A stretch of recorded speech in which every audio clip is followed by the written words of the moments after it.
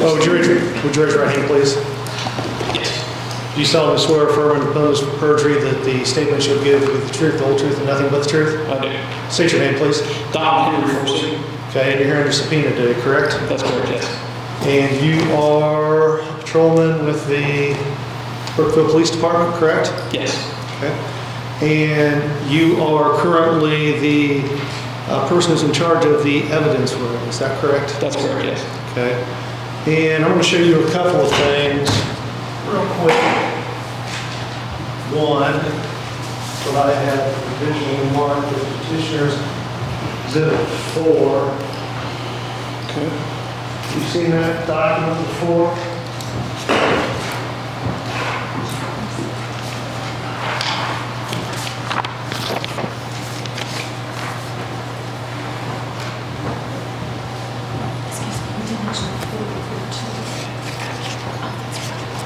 Yes, I've seen this, yes.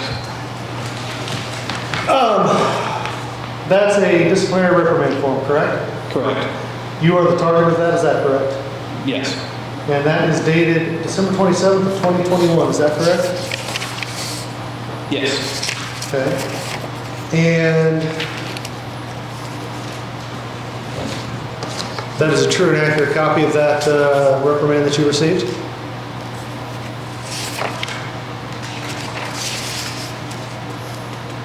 From what I can tell, yes. And it contains the signature on the page, on what they call page 1 of 2, which is part 3, summary of counseling with Chief Terry Mitchum's signature on it, correct? Yes. Move to admit 4, Your Honor. Third board.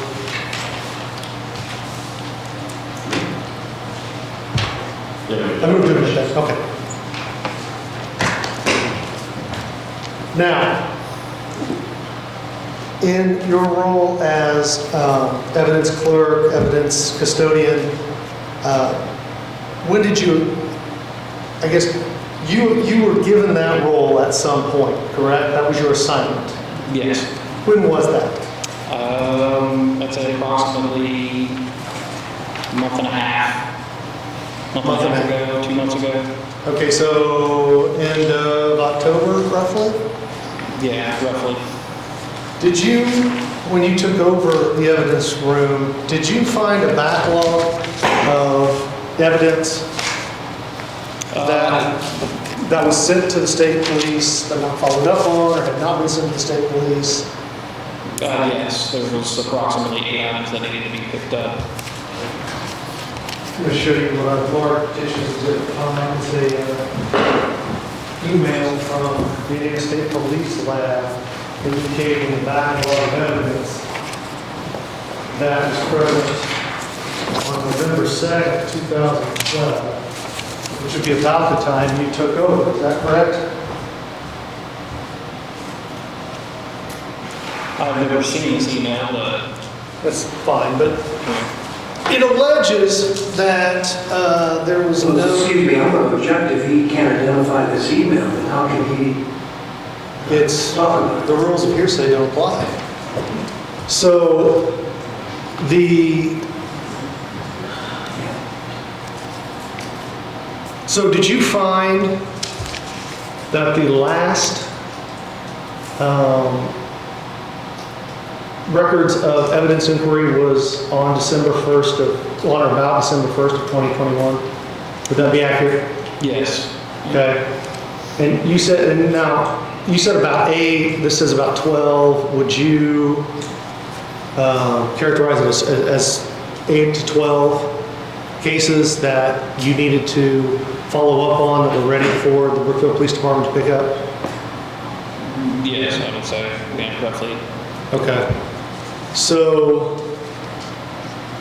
were many of those cases prior to August 4th of 2022? Yes, majority, I believe, were approximately in 2021. Okay.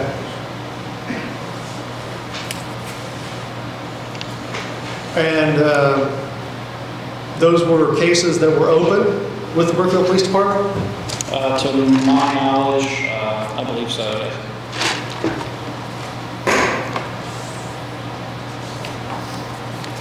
And has there been any issue that you've had with getting those evidence reports or those lab reports? No,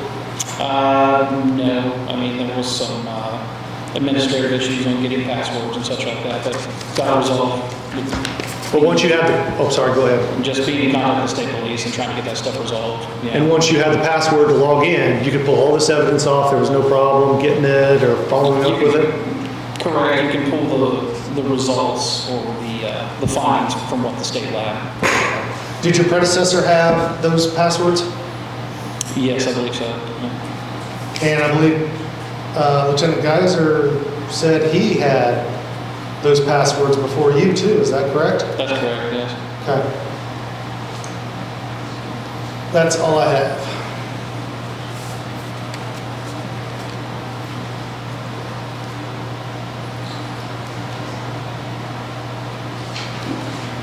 Now, your experience within the evidence room has just been a very short period of time.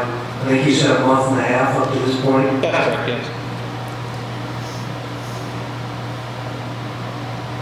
Did you look into, with the assistance of the interim chief, into the backlog of cases together? Yeah, that's correct, yes.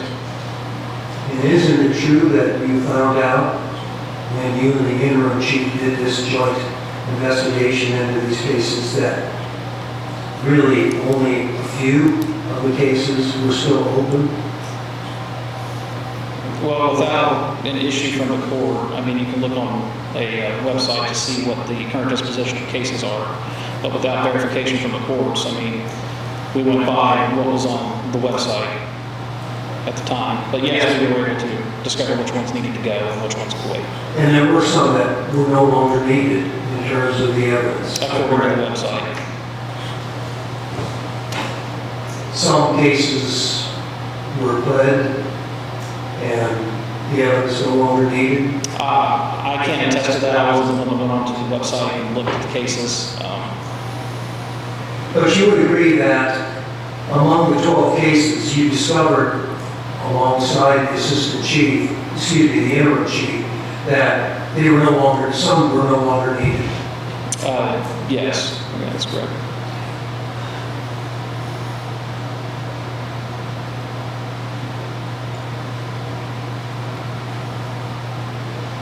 No further questions. All I would say is that given that counsel for the respondent has pretty much conceded to the contents of the email, I'd move to admit the email as Petitioner's Exhibit 5. I have not conceded anything for this email. Yeah, He says he can't identify it. You conceded that 12 cases were open in your questioning. You conceded that it was current as of December 1st. So, I mean, you conceded to the contents. And I'm not there's... conceding the contents. In fact, I've established that there weren't 12 cases anymore. And that number was wrong. You just asked him if it was of the 12 cases that you found, which assumes that the facts are correct, that it was 12. So your point is? The contents of the email have been attested to and through questioning acceded to by counsel for the respondent. I move to admit it as Petitioner's 5 as it's relevant. The rules of hearsay don't apply, and it is authenticated through the use of email addresses. I still would request a ruling. It's a document he does not identify. The rule as to whether to admit this email as evidence. I would rule to admit the email into evidence. I overrule. I would like for it to be in evidence.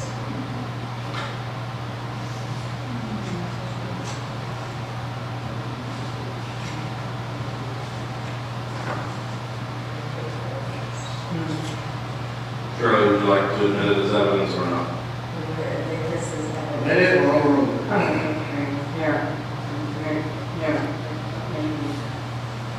Yes.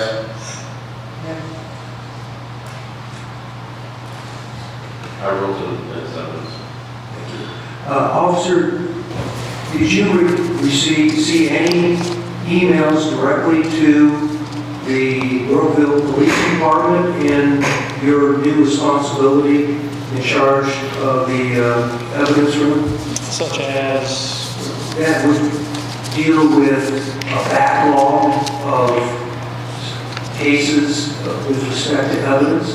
I guess I would object. I didn't ask a question. So he can't recross when I didn't redirect. And he quit. It opens up all of this information again. You already inquired about that information, and I didn't No. redirect. No, I'm inquiring in light of this document being admitted.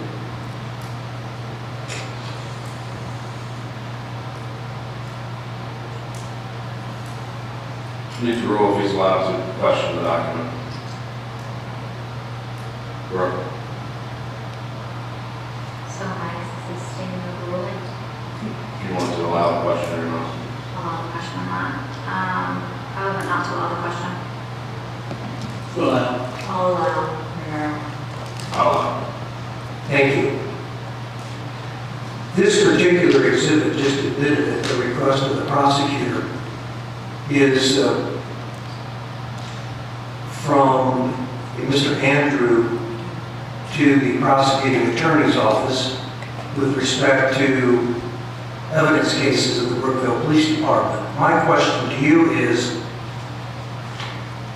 in your new position in charge of the evidence room, have you received an email, a letter, or some other kind of message like a text from anybody associated with the Indiana State Police Laboratory with respect to old cases?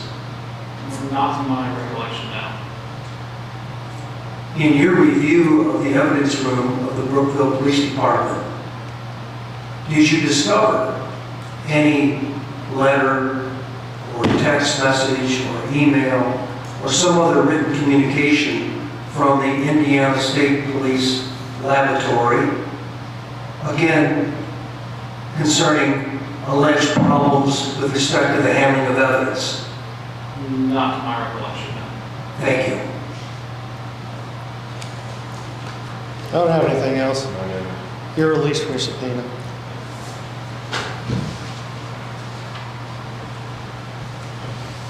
This time we'll take a 5-minute recess.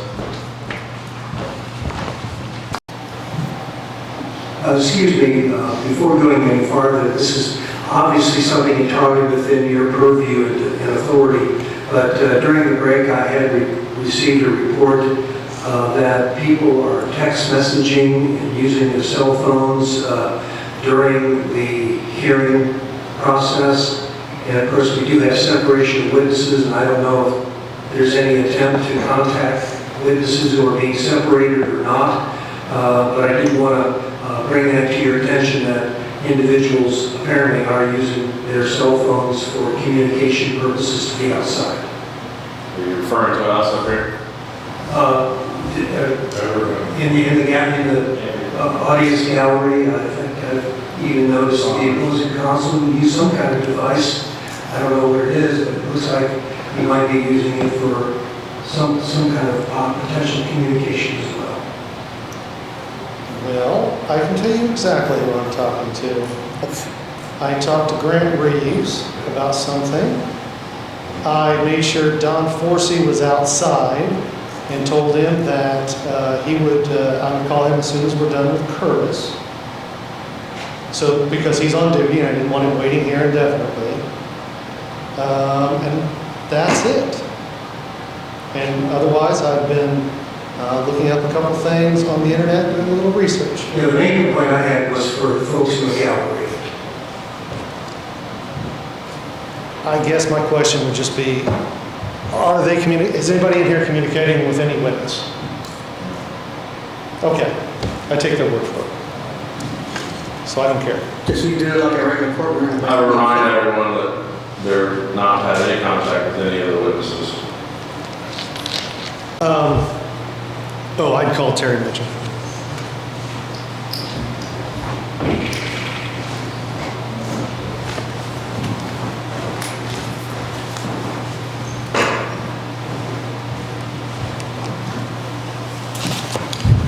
Raise your right hand, please. You solemnly swear or affirm under the penalties for perjury that the testimony you're about to give is the truth, the whole truth, and nothing but the truth. I did. Thank you. Would you state your name, please? Terry Mitchum. And let's say prior to August 4th of this year, I believe it was, you were serving as the head of the Brookville Police Department, is that correct? I was. And how long were you in that position? Do you remember what date you were appointed to it? Sorry. I believe it was April 23rd or 24th of 2019. Okay, so you've been in that role for about 3 years and change, right? Yeah. Okay. On and off, plus intern.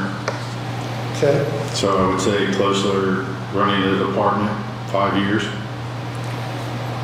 So you were here when Curtis Ward testified about the interaction that you and he had on July 20th of 2022, is that correct? Yes, sir. And you heard him recount events, is that correct? Say that again, please. You heard him recount the events of that day? Yes. Okay. Now, I assume you don't agree with that, so why don't you tell the board your version of events? Well, I had it right here. Okay. So on that evening, myself along with Assistant Magistrate, I normally get him in the car to discuss business where I'm not being interrupted by phone calls or people walking into the police department. It's basically my time to catch up with him to find out anything that he might know or anything he wants to tell me, discuss business of nature. So we're driving around, patrolling, and doing that at the same time. I was over there in my neighborhood where Curtis Ward lives. We drove past his house. There was a lady in the driveway with him, midway, talking with him at the time. We drove down and around the old subdivision, and when we came back, the lady wasn't present, and he started walking down the driveway waving both of his hands. My first thought was, there's something wrong, because most people just wave down with one hand, but he was waving me down with both hands. So I pulled over at the base of this driveway there and exited my police vehicle. Assistant Magistrate did stay in the passenger side. I walked to the rear of my vehicle to where the mailbox and his sidewalk and me and him met one another. He walked up to me, and first thing he asked was, did you hear about the transcripts?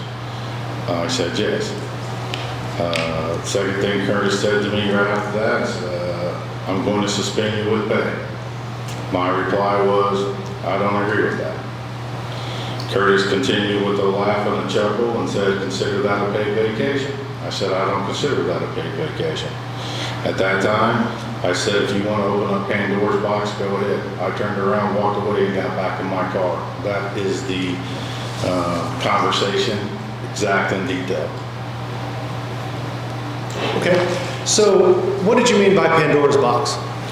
What I mean by Pandora's box is I've been in law enforcement understanding long enough that when someone comes to you to put you on a administrative leave or suspension without giving you any reason whatsoever, not knowing anything whatsoever, there's probably an issue here that I'm not aware of, and it's probably coming after me. So then I also understand that we're going to be where we're at today. I know there's going to be hearings, disciplinary hearings, media, the whole 9 yards is going to come into play. I also know that I'm going to have to hire an attorney and to fight for my rights and the whole 9 yards. So it causes chaos. That's what I mean. Is it reasonable for that remark to have been seen as a threat, even if you may not have meant it that way? I didn't mean it that way, but I wouldn't think so. Okay. So let's talk about standard procedure when an officer is under state police investigation. Don't we normally see that kind of thing when there's an officer-involved shooting? You know I've been in an officer-involved shooting, Mr. Saunders. I know you have, but I'm asking, So let's just say not you. Let's just say somebody under you. Fair enough? Just say me, I've been in. Okay. It's normal. And as the board explained, the paid administrative leave does not imply wrongdoing. Did you understand that at the time? I agree with the administration, or being put on administrative leave with pay, when it's conducted in a professional manner. When I was put on administrative leave, per se, the officer shooting, I was never told that I was suspended. I was told, we're going to put you on administrative leave with pay until the conclusion of the investigation. It was very professional. The state police handled that very professionally with my chief, Tim Wilkerson, at the time, and it was never any disrespect, and no one ever laughed or chuckled about it. So, who's been laughing and chuckling about this one? I just stated to you when he told me I was going to be put on paid vacation, considered it a paid vacation, he was chuckling and laughing when he said it. Well, how should you have considered it? Was it punitive in nature? Well, if you look at the circumstance of where I'm at, I'm being flagged down by the president of the board from a suppression hearing I did not have a subpoena to, that I am not aware of what happened inside of the suppression hearing. I'm being stopped by him, and now I'm being told I'm being suspended. And I, at this point in time, don't know any really facts or details other than what's been said into the public.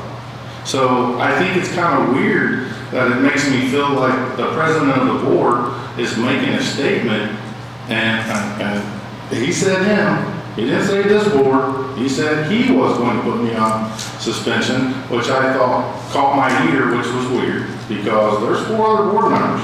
Secondly, I'm at the second day of the day after the suppression hearing, and I don't even know what's happening in a suppression hearing, but it just seems like he's moving like lightning speed to put me on, suspend me for basically come after my job. That's how I felt. Well, were you aware at that point that the state police were investigating the allegations that Lieutenant Geiser made against you at the time you met with Curtis that day? I honestly don't know that at that time, no. I don't think that I did know that I was being under a criminal investigation. Okay. When do you remember when you found that out? I want to believe when Chris Hurricane put out That press release? the news press release. Okay, so that's the first you heard about being under state police investigation? Yes. Okay. Now, that's what my knowledge is. You can only testify to what you Yes, recall. that's what I'm saying. Understand. So at that point, when you knew you were under state police investigation, did you understand the basis for the paid administrative leave? I was in Gatlinburg, Tennessee when the news release came out, and the news media from Fox 19, 12, 8, all of them were contacting my phone after that release. And I had no comment because I had no understanding of what was going on. And that news release was way past that conversation with Curtis Ward. Let me ask you this then. Did you order Ryan Geiser to arrest Trevin Thalheimer for rape? No, I did not.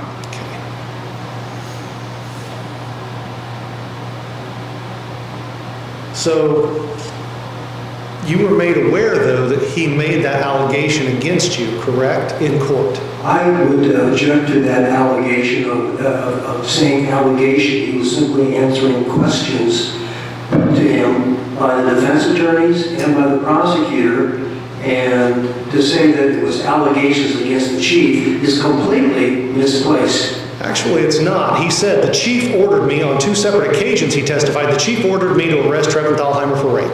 So that's just a statement of fact. He just said he didn't, so it's not a statement of fact. It's an allegation that Geiser made against him, that he just said Geiser was lying on the stand. It's not an allegation. You could call it an allegation, but it's not, I wouldn't categorize it as an allegation, but that's the only thing I wanted to make for the record. Okay, so are you aware that Ryan Geiser lied and said you told him to arrest Trevin Thalheimer for rape? Well, you're gonna have to be specific on that because when I went to vacation in July, I was not contacted by the board, per se, of me going, on administrative leave. That's not what I'm asking. Oh, I'm trying to get to what you're asking me. because Okay. I want you to understand that question you're asking. Okay, So I wasn't a part of the suppression hearing. So I did not know anything that was going on in that suppression hearing. Everything that I've heard so far would have been hearsay. Now, have I heard certain things? Yes. Could it be hearsay? Absolutely. Because at this time, I had no suppression. I had nothing to go on. I actually contacted the prosecutor's office, and he advised me that his assistant was in the room with me on the phone call, and I said, okay. And my question was to him, was my name brought up in the suppression hearing? He said, yes, it was.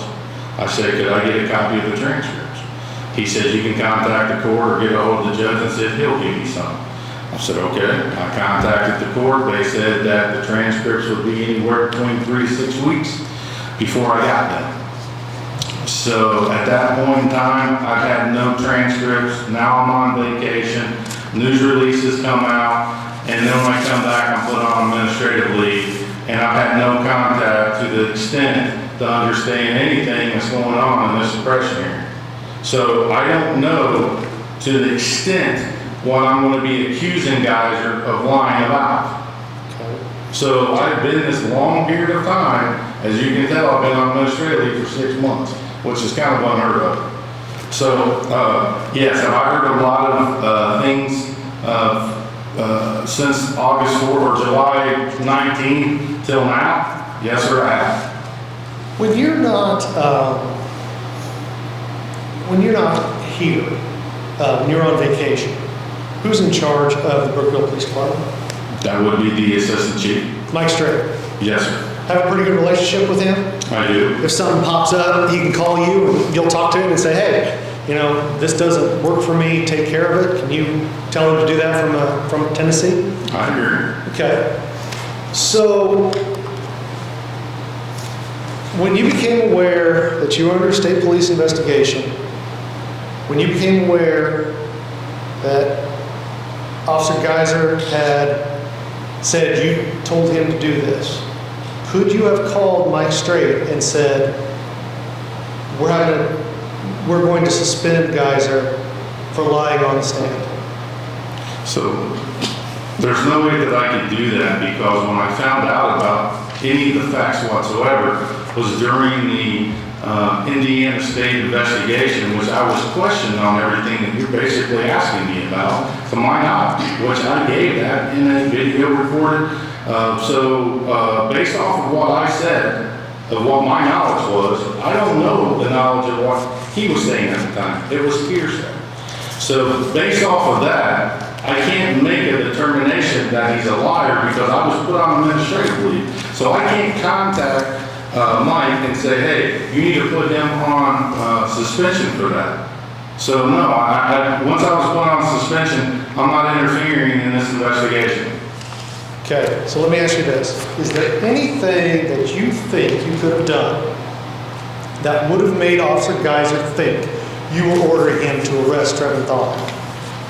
Rephrase that one more time, please, because that air's going, and I just want to make sure I heard what you said. Is there anything that you can think of that you might have done that would have made Officer Geiser think you were ordering him to arrest Trevor Thalheim for rape on that day?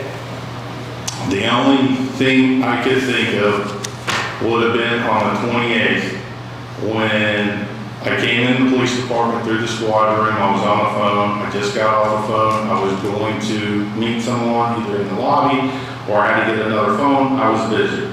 As I walked by, Lieutenant Geiser said, Chief, I stopped at the hallway at the squad room, looked back at him. He goes, the DNA came back. It was positive for Trevor Thalheim. My response was, no shit. Sorry. I said, no shit. He goes, are you thinking probable cause? I said, I'm thinking probable cause. Yeah.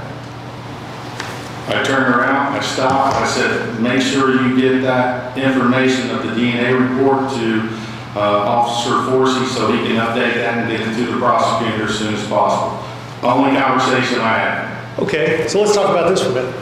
So you wouldn't send an incomplete report to the prosecutor that you didn't have probable cause on, right? Say that again? So, I'm sorry, that's blown and No, that's fine. So I'll just speak up. So when you're doing an investigation, you don't just send a report to the prosecutor until you believe you have a probable cause, right? That's not true. Okay. Then why did you wait on this case until you had probable cause? The actual report that was sent to the prosecutor was, I believe that was May 30th through August 7th. It was either August maybe? It was a 2.5 months period by the time the investigation started.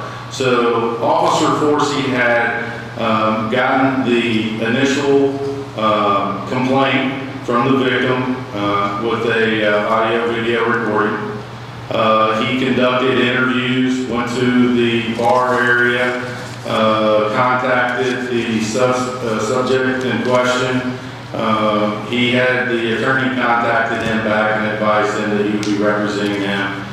And then during that period of time, he had observed Treventheimer with a beer bottle where he had watched him discard it. He picked it up, which I believe he did good police work because I commended him for it, knowing that he needed that for a DNA sample.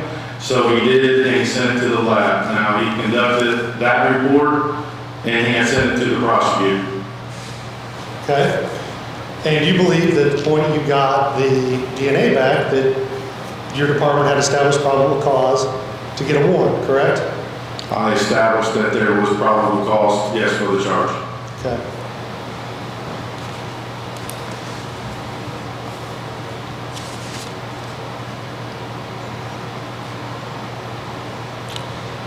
Knowing that Officer Geiser testified that you ordered him, would you call that a truthful statement or a lie? Well, I will answer that based off of everything that's been going on between two administrative, Franklin County prosecutor, and then a special impartial investigation with the state police, also with a special prosecutor, based off of the answers that I gave him, which were truthful to my knowledge. They did not file perjury charges, and I'm not going to want to piss off prosecutors by saying that he lied when they said he didn't lie in court of law. It's not what they said. There's a difference between perjury and a lie. Do you understand that? No, or you're going to have to explain it to me. Okay. So a lie is a statement that is not true. Perjury is a statement made under oath that is material to the matter at hand. So is a report that is filed by a police officer signed under perjury, and he turns that in, is that a lie, or what is it? It's a lie if it's not material, it's perjury if it is. All right, as long as we understand what we're talking about. So, I repeat my question. Is the statement by Ryan Geiser in court a lie? I will tell you that he is not, I have not had contact with him to determine why he said I said that. You asked me why, you just mentioned just 1 second ago. Well, is there a possibility that he could have perceived you to consider an order? And I said yes, to the extent of, yes, he could have. But did I get that order? No. So can I call him a liar? No. I am going to show you what I previously marked as petitioners 4, I believe, the disciplinary referral of Officer Forsee. You seen that before? All right. Now,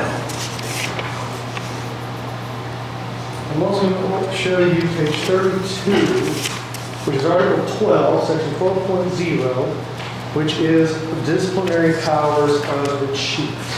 And that's in Exhibit 3. Are you familiar with that document? Am I looking at 12.1? 0.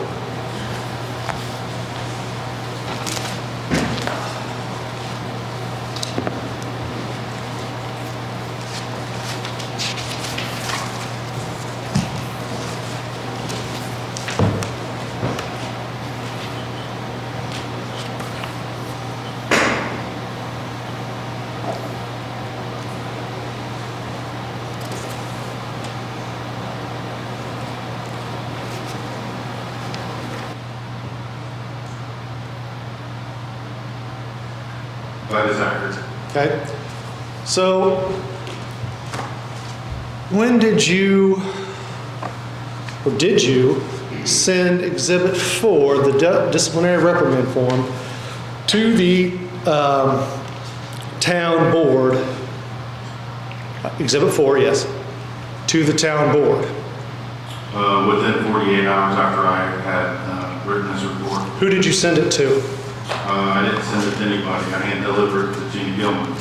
Okay. And did you get any type of receipt for that?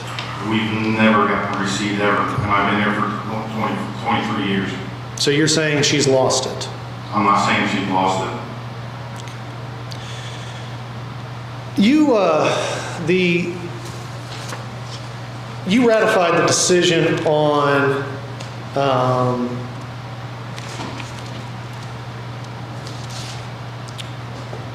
the 3 pages of this disciplinary referral, correct? You approved of the decision? Yes. Okay. Because as chief under 12.0 of the SOP, you have to, right? Yes. Okay. Now, looking at 12.0 and looking at page 2 of Exhibit 4, where do you get the power to place an officer on additional probation of 1 year? Well, what type of probation are you asking?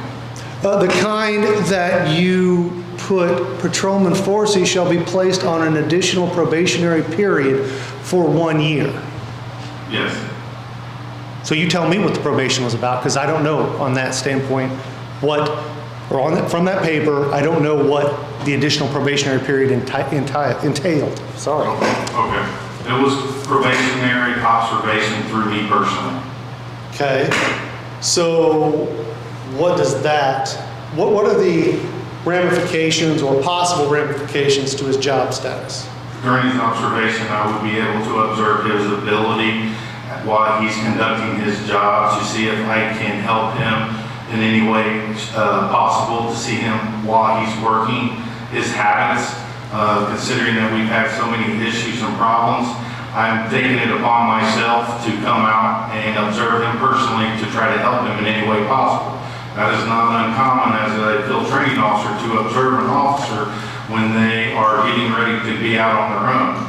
He is a seasoned officer. I shouldn't have to go to this extent, but I'm not a person who likes to take a man's job because he has bills. So I will go to the extent to do whatever I have to keep his job with him. But if I can, then I know that I can go to the board when I say I have to terminate an officer and I've tried everything possible. I can say that and be truthful about it. So the board generally supported your positions and trusted you. Would you agree with that? Absolutely. Until all this happened.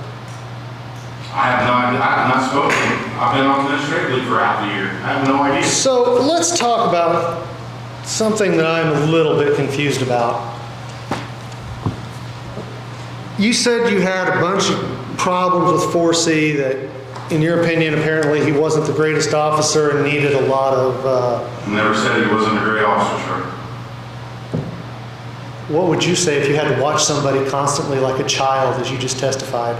Would you call him a good officer? He's not a child. He's a grown adult. He's a police officer, and I give him the respect that's due. Except you keep him on probation for an indefinite period of time and just extended it for a year without the terms and any conditions to that probation explained to him. Is that true? No, sir, I gave him, did explain, he does understand that he was on that observation time. I have personally came out on my own, observed him. I've actually rode in the car with him. I've actually came to the police department and talked with him with personal matters, his family, whatever, to find out what may be the root of the issue, him forgetting things. As a police officer, it is that important that he follows through with his cases. Do you consider him to be a subpar officer?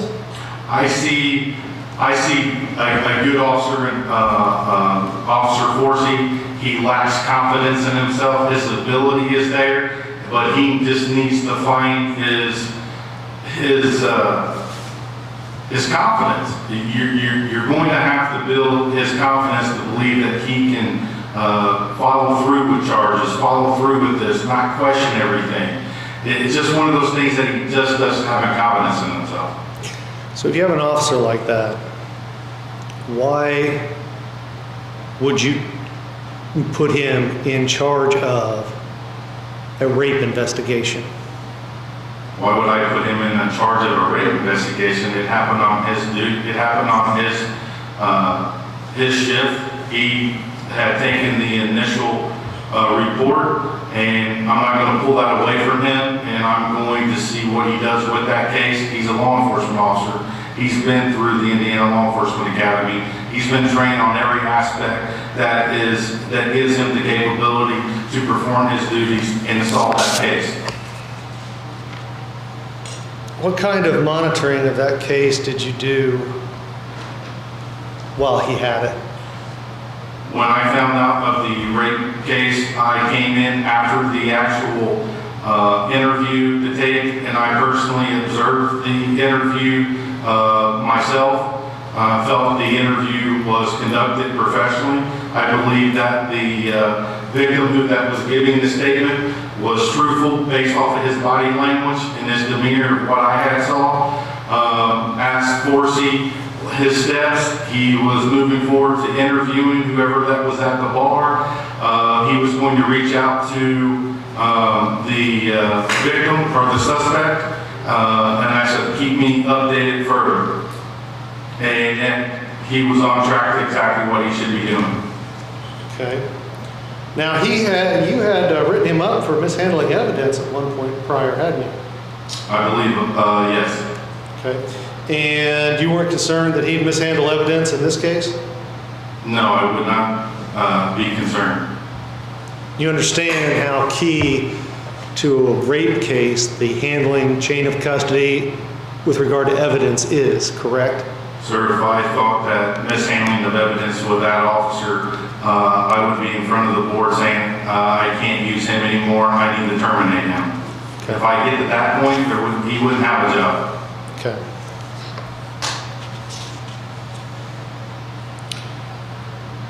How did a sizable backlog of evidence occur in the time between December 1 of 2021 and the time that you were administratively put on administrative leave? How did that happen?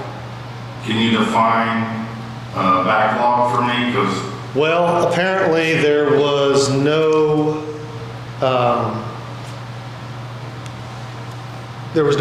inquiry about evidence from December 1 of 2021 until October. There were 12 cases that were completed, but that the evidence had not been retrieved by your department. And I'm wondering, how could that have happened under your watch? are you saying retrieve from the ISP lab, the lab? website, yeah, the lab results. Or are you talking about items in my evidence room? Talking about the items received from the ISP labs, the reports that tell you it's drugs, it's this blood alcohol content, it's this DNA, it's whatever those were. How did those get backlogged? Was there any evidence at that time before I was put on administrative leave? Did you cite the cases that had entered in the court of law? That's not what I'm asking. I'm asking about why there was a backlog. So it didn't hinder any cases, is what you're saying? What I'm asking is, how could the backlog have gotten that bad under your watch? Don't you want evidence as soon as you can get it so you can get your report filed, get your evidence with the prosecutor and get that case charged? I will agree with you on that. Okay. And don't you, in a lot of these cases, need those state police lab results to pursue those cases? Which one of the 12 did we need at that time, sir? So you just send stuff to the police lab, and if it comes back, it comes back. Is that the attitude that we have here? No, sir. Okay. We have an evidence officer who's in charge of the evidence. His job is to coordinate with the lab and with the prosecutor and to determine whether the cases are dismissed or if it's moving forward or it's plea bargain. His job is to take cases and the items up when it is, court has been set, and that we do not waste the lab's time, because the lab has contacted me directly and advised me not to send up undue evidence unless we absolutely know that that case is moving forward.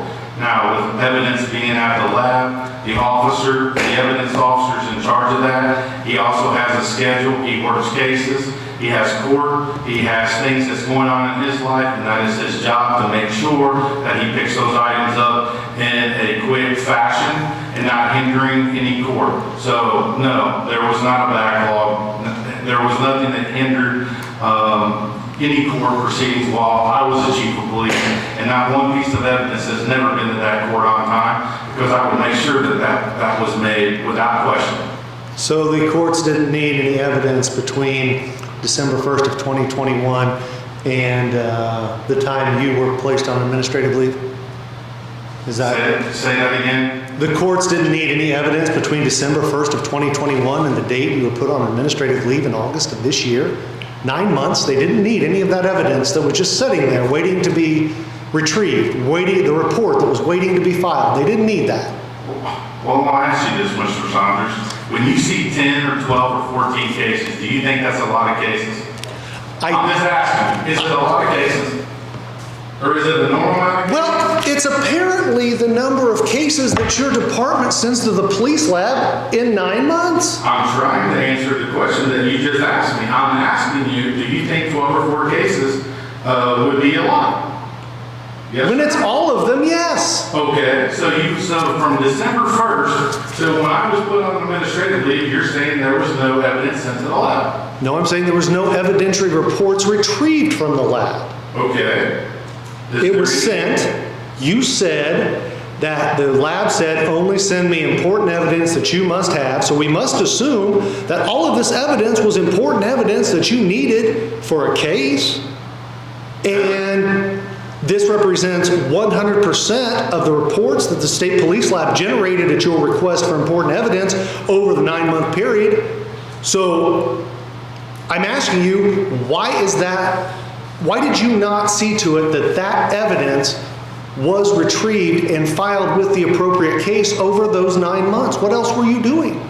So again, I will explain that Sergeant Bostad was in charge of the evidence. That's his job to oversee that. He resigned, which was given a temporary, Lieutenant Geiser was given that position temporarily for a period of time. At that point in time, we had found Sergeant Sam Williams that wanted to take on those duties. So we gave that duty to him. So in the period of time from December 1st till August 4th, I guess, when I was put on administrative leave, because the evidence was at the lab, that means it can't get any safer, so it's not going to hinder any issues with the court. So the only thing that would have hindered would have been the lab being upset that we didn't get it in a timely manner. And I have not yet today ever been notified by the lab or any of my evidence officers that we had any backlog of any evidence that was left up there. And I am not aware of this Chris Harrican email that the lab sent him, when I don't understand that, because I've never received a email like that. So were you sending unimportant evidence to the lab or not? when cases go to court and they're either plea bargain, dismissed, or they sit at court, that is when that evidence will go to the lab.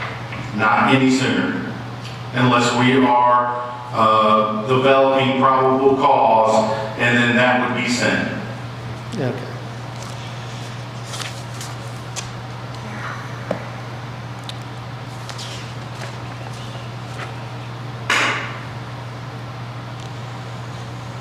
Have you ever reported, so when you talked with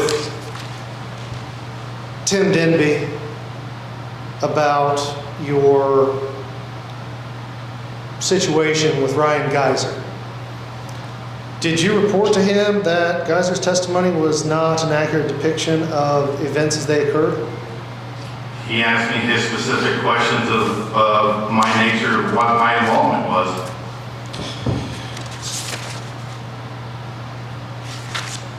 Would you agree that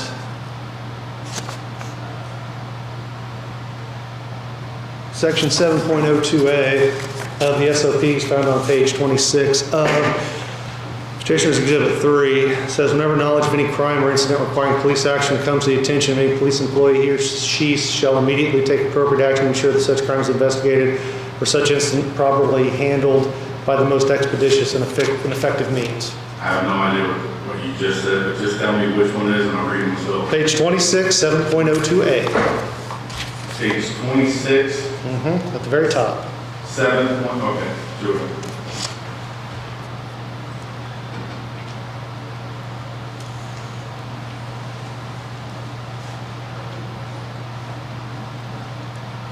Yes, I agree. Okay, did you report that Ryan Geiser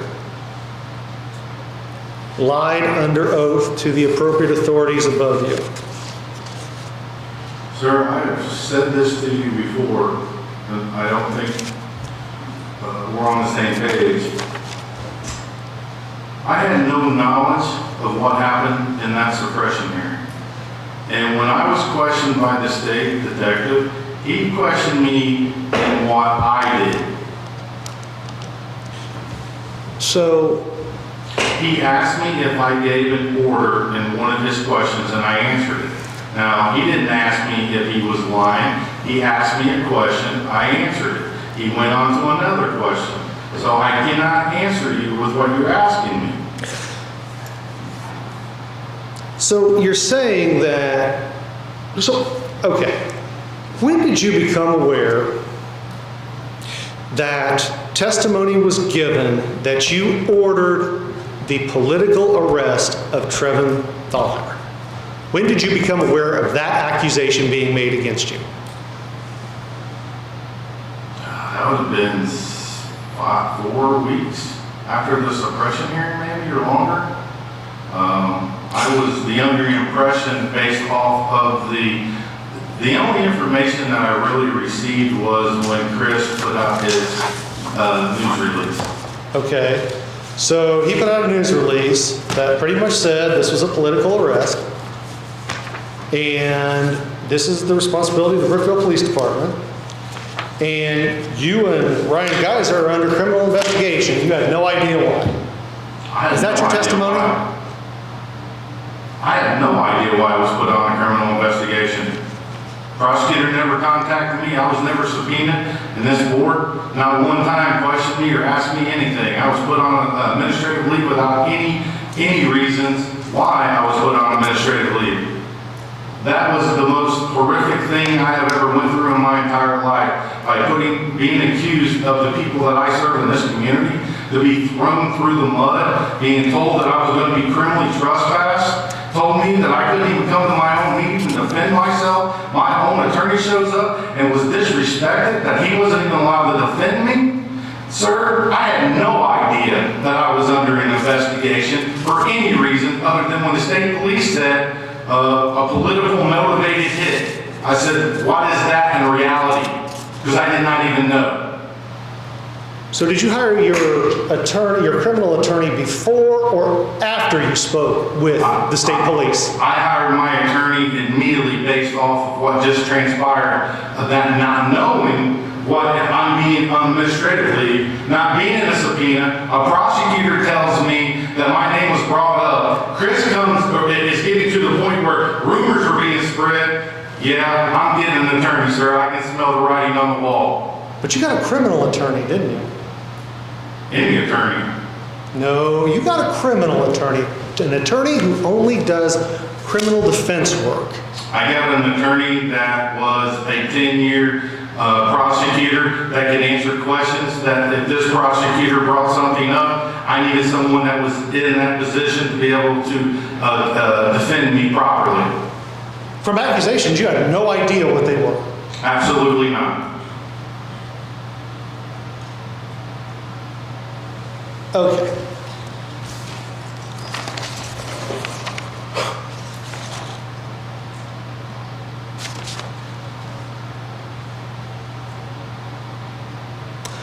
To your knowledge, is the town of Brookville under threat of lawsuit under a tort claim for the arrest of Trevin Thalheimer? Am I aware of that? Yes. Yes, I was aware of that. Okay. I believe during my being on administrative leave. Okay. And how many sex crimes has the Brookville Police Department arrested without a warrant from the court in the last 5 years? Do you know? If you don't know, you don't know. I don't know. Okay. More than zero? If I don't know, how would I say more than zero? Do you know of any? I don't know of any off the top of my head, no. Okay, that's fine. That's all I have.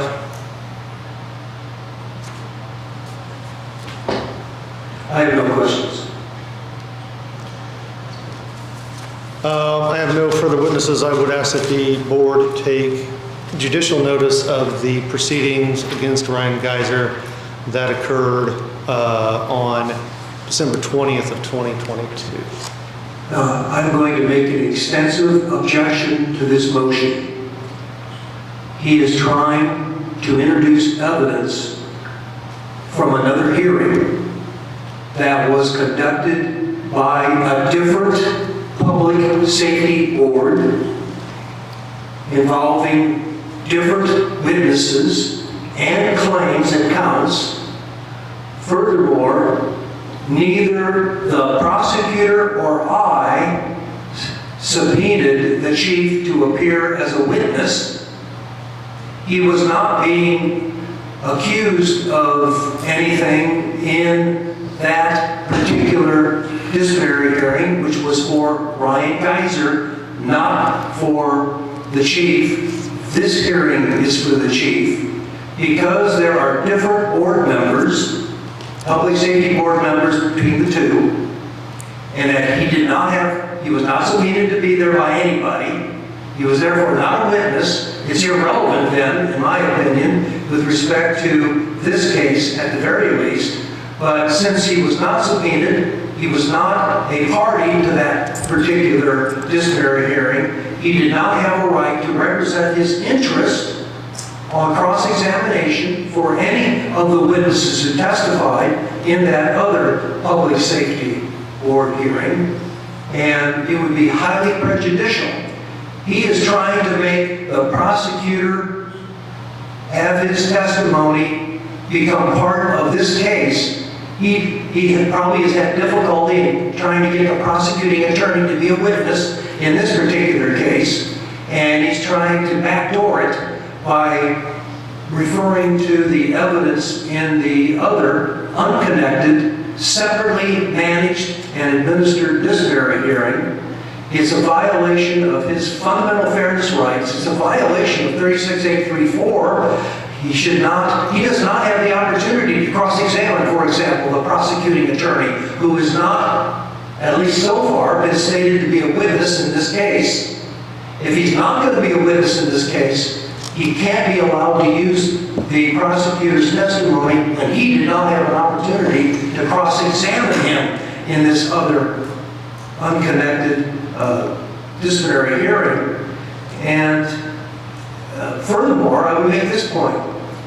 If you would allow this unreasonable request, as I consider, as I have argued it, the only way that it should be used is if the court reporter from the Geyser hearing produces an entire transcript of the evidence and then make that a part of your hearing, which would require an extensive amount of time to complete. Because obviously, the transcript, I don't know if it's already been made, I doubt it. The transcript does not, it has to be made. It has to be disseminated to all of you. You have to be given an opportunity to review the extensive evidence. And I think that whole process is prejudicial to my client. Even if the rules of evidence were in place, which are designed to restrict the flow of information as opposed to allowing more liberal review of or introduction of evidence, findings of fact and law under those rules of evidence are allowed to take judicial notice of prior proceedings when those facts are relevant and germane to what we have going on here. If we look at counts 4 and 5, it has to do with management of the department with regard to specifically Ryan Geyser. Now that's relevant. The fact of the matter is that the court, the board, whatever you want to say, has the authority to do so. And I would also point out that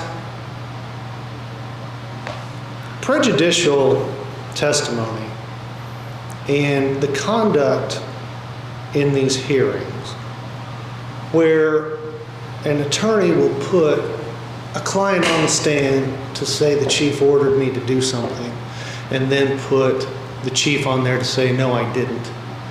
Somebody's lying. Somebody's committing perjury. And that is obscene and unethical. And in 17 years, I have never seen anything like that. So the court, the board, has the authority to take judicial notice. It has authority under the rules of evidence. It has the authority under the rules of procedure. And that would be my position. But as always, the board has to make that decision, not me. I would further also argue that, again, for the first time this afternoon, as I was about to leave for this hearing, I'm notified for the first time that this attempt is going to be made to be part of the evidence. I think that is also something I wanted to make sure you all are aware of. And then he's trying to commingle 10 members of 2 different public safety boards. And there's a reason why there are certain members on this board because of perceived conflicts of interest or whatever for those who chose not to serve. And there's reasons why the other board is made up of some different folks than this one. Commingling creates a nightmare of injustice.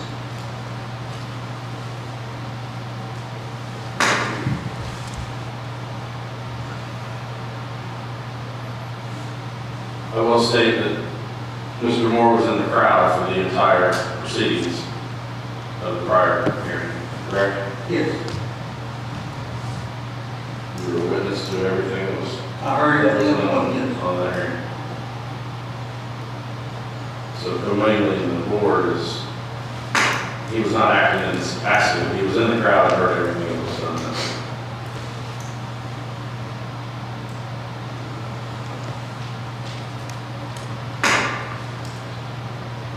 I ask for a ruling from the board as to whether we're going to consider the testimony from the previous hearing into this hearing, ruling in favor or against. I would rule in favor. Again, Against. I'll rule in favor. It's against 32. sorry, what was the decision? It's against 3-2. So it's not going to be introduced. Correct. Thank you. That's all I got. You were excused. Ladies and gentlemen, I would be ready to proceed with my case with a brief recess with your permission.